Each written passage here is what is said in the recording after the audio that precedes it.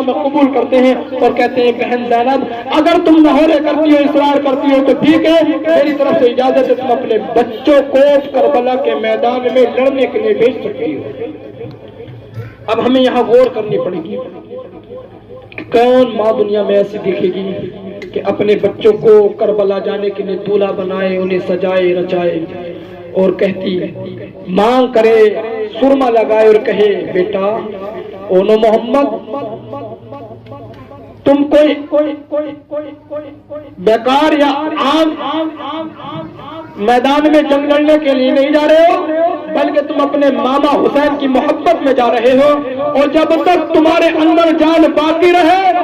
واپس لوٹ کے مت آنا، تم شہید ہو کے میرے پاس واپس آنا۔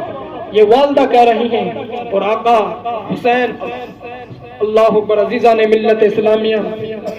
جب آقا حسین اپنی بہن زینب کے پاس آتے ہیں، بہن زینب اپنی بچوں کو سجا رہی تھی، جب گھوڑے پہ بٹھاتی ہیں، گھوڑے سے بٹھانے سے پہلے آخری مرتبہ اپنے سینے سے لگاتی ہیں۔ اگر یہ اللہ کو منظور نہیں ہوتا کہ اونو محمد کی شہادت نہ ہو تو حضرت زینب کی جو کولیاں تھی، جو باہیں تھی اپنے بیٹوں سے لگا رکھی تھی، وہ کبھی کھلتی نہیں۔ میں آپ کو مثال یہ دوں کہ ابھی اس سے پہلے جو مہینہ گزرا ہے وہ قربانی کا مہینہ گزرا ہے۔ جب حضرت ابراہیم علیہ السلام نے اپنے بیٹے اسماعیل کی قربانی کی تھی تو اللہ کی طرف سے آواز آئی تھی چھری تو میرے اسماعیل کے بال کا ایک نوکتا اور ایک کونا بھی نہ کاٹنا ورنہ تجھے جہنم کی آگ میں جلاؤں گا۔ تو حضرت ابراہیم لکھا ہے، قرآن میں ہے اس بات کا ذکر کہ حضرت ابراہیم پوری طاقت لگا رہے تھے مگر حضرت اسماعیل علیہ السلام کا ایک بال تک نہ کاٹ پاتی چھری۔ اب جب حضرت ابراہیم نے غصے میں اس چھری کو پتھر پہ مارا تو پتھر کے دو ٹکڑے ہو جاتے ہیں۔ یہ اللہ کی مرضی تھی کہ وہاں بال نہیں کاٹا اور وہاں پتھر کے دو ٹکڑے کر ڈالے۔ اگر اللہ کو منظور نہیں ہوتا اونو محمد کی شہادت تو زینب کتنا بھی چاہتی میرے بچوں کی شہادت ہو جائے، میرے بچوں کی شہادت ہو جائے، مگر جب اللہ کو منظور نہیں ہوتا تو ان کی باہیں اپنے بیٹوں سے جدا نہیں ہوتی، مگر جیسے پیار کیا اور جب پیار کر کے باہوں کو ہٹایا تو ایسے ہی ہٹ گئی۔ اپنے بچوں کو گھوڑے پہ بٹھایا، گھوڑے پہ بٹھانے کے بعد میں کہتی ہے بیٹا جاؤ اور اپنے نانا کی امت کی خاطر اور اپنے ماما کی محبت میں جو کربلا کے میدان میں شہید ہو کے زمانے والوں کو بتا دو، اے زمانے والوں ہم بھی حسینی ہیں، ہم بھی حسین سے محبت کرنے والے ہیں، ہم بھی نانا کا کلمہ پڑھنے والے ہیں اور اپنی جانوں کا ہم 8 اور 10 سال کی عمر میں شہید کروا رہے ہیں۔ تم یقین رکھنا ایک دن حسین کی محبت ہمارے بھی کام آئے گی اور تمہارے بھی کام آئے گی۔ جو حسین سے محبت قیامت تک رکھے گا اس کی حسین میرے ماما مغفرت اللہ سے کروائیں گے۔ عزیزان ملت اسلامیہ،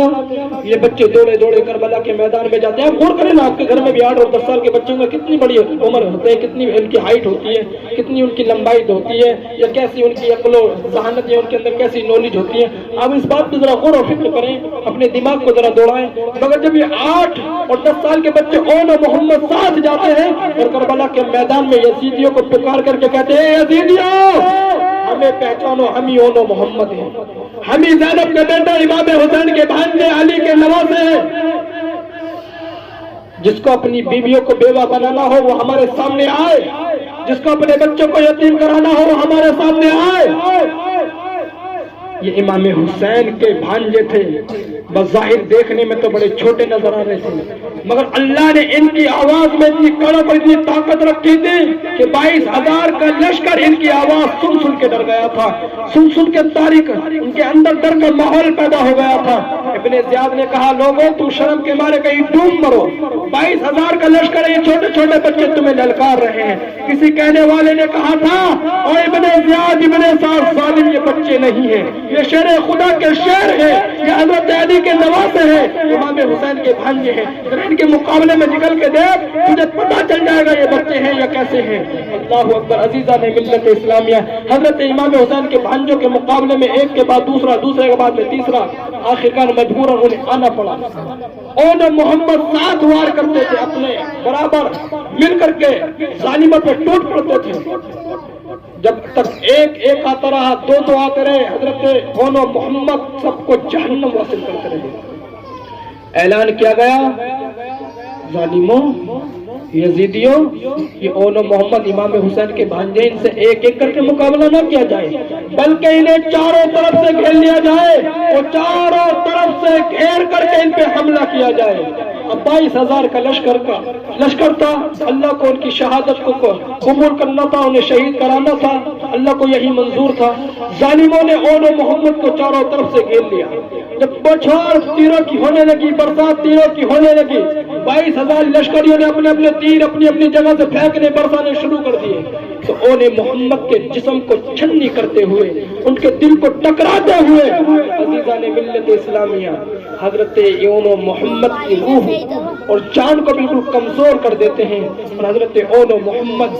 اپنی گردن کو گھوڑے پہ ہی جھکا دیتے ہیں تاکہ ہم اللہ کی عبادت و ریاضت سجدے کے ذریعے نہیں تو اشارے کے ذریعے کر لیں۔ اللہ اکبر عزیزان ملت اسلامیہ۔ پھر یہ دونوں بچے اپنے گھوڑوں کو تھوڑا لگام دیتے ہیں، اور لگام دینے کے بعد میں اپنے خیموں کی طرف گھوڑوں کو دوڑاتے ہیں، اور خیموں کی طرف گھوڑوں کو دوڑا کر کے آواز دیتے ہیں، یا اماں جان، او ماما جان، ہماری ذرا خیر گیری لو نا، ہماری جان نکلی جا رہی ہے۔ ماما جان بھی بھاگ کر کے گئے،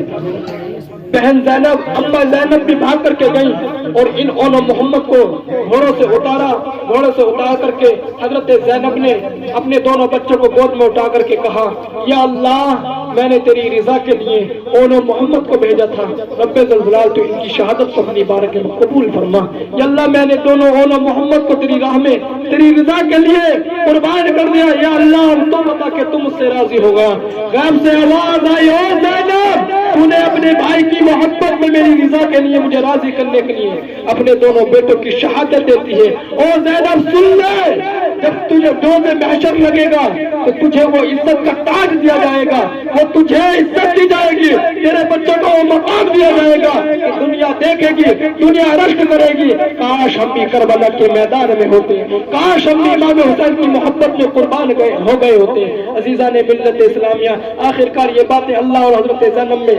گفتگو بالکل دھیرے دھیرے تخیل میں چل رہی تھی۔ عزیزان ملت اسلامی، اتنے میں دھیرے دھیرے ان بچوں کی روح پرواز ہو جاتی ہے، اور وہ کہتے ہیں انا للہ و انا الیہ راجعون۔ عزیزان ملت اسلامیہ، یہ اون محمد کی شہادت تھی جو اللہ رب العزت کو ان کی شہادت اپنی بارگاہ میں قبول کرنی تھی۔ اللہ نے ان کا امتحان لیا، لیکن امتحان کے بعد میں بڑی بڑی آسانیاں آ جاتی ہیں۔ آپ نے دیکھا ہوگا کہ جب انسان مشکل میں پھنستا ہے اور مشکل کو وہ صبر کے ساتھ کاٹ لے جاتا ہے تو اللہ تعالیٰ اسے بہت بڑی خوشی عطا فرماتا ہے۔ حضرت امام حسین نے اپنا وعدہ اور اپنی مشکل کا وقت اپنے آپ کو شہید کروا کر کے کاٹ لیا، لیکن اللہ نے انہیں وہ مقام عطا فرمایا کہ قیامت تک ان کے نام لیوا دنیا میں رہیں گے، لوگ اپنے گھروں میں ان کی مجلس سے سجاتے رہیں گے۔ اور عزیزان ملت اسلام اتنا نہیں بلکہ تمام شہیدوں کو اللہ نے جنت میں وہ مقام دیا ہے، اور شہیدوں کے سردار حضرت امام حسین کو اللہ نے وہ مقام دیا ہے کہ جنتی جو جنت میں جائیں گے تو سارے کے سارے حضرت امام حسین کی غلامی میں جائیں گے۔ جس کو حضرت امام حسین کی غلامی پسند ہے وہ جنت میں جائے گا، اور جس کو امام حسین کی غلامی پسند نہیں ہے وہ جنت میں نہیں جائے گا۔ اللہ کی بارگاہ میں دعا ہے اللہ تعالی ہم سب کو حضرت امام حسین رضی اللہ تعالی عنہ کی غلامی عطا فرمائے، ان کی محبت ہمارے سینوں میں دلوں میں عطا فرمائے، اور خوب خوب ان کی یادوں میں ہمیں اپنے اپنے گھروں میں ذکر حسین، ذکر کربلا رچانے کی سجانے کی توفیق عطا فرمائے۔ السلام علیکم ورحمۃ اللہ۔